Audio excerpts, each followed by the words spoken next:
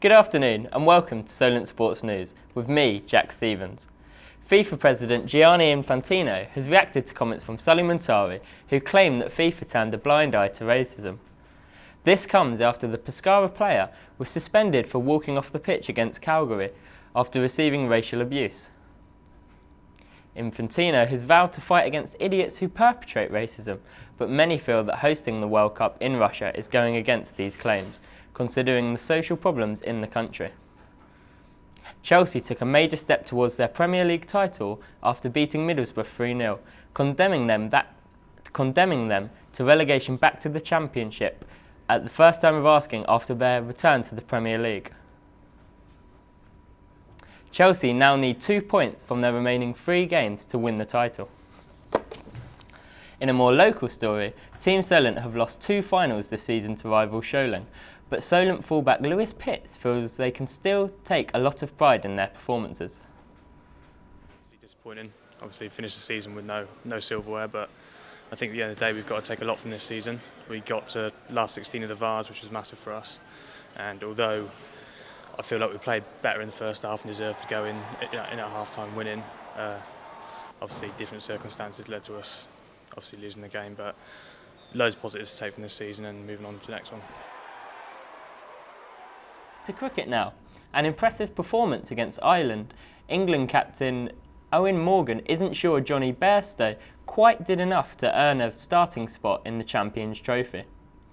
Bairstow hit 72 from 44 balls as England completed a 2-0 series win over the Irish, but the step up to the second biggest international tournament in cricket could be too much according to Morgan.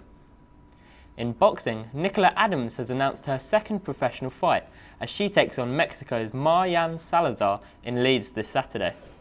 The fight will be in a more conventional 3-minute rounds format as opposed to the usual 2-minute rounds in women's boxing, which Adams claimed wasn't enough time to find her rhythm. Former heavyweight champion David Haye does plan on returning to the ring after he recovers from his ruptured Achilles, according to coach Shane McGuigan.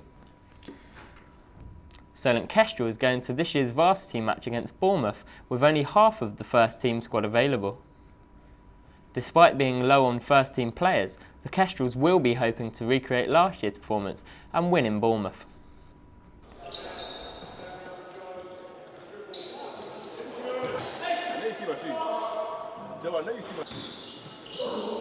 Six's event, the new quickest way to play, is here to stay, it seems.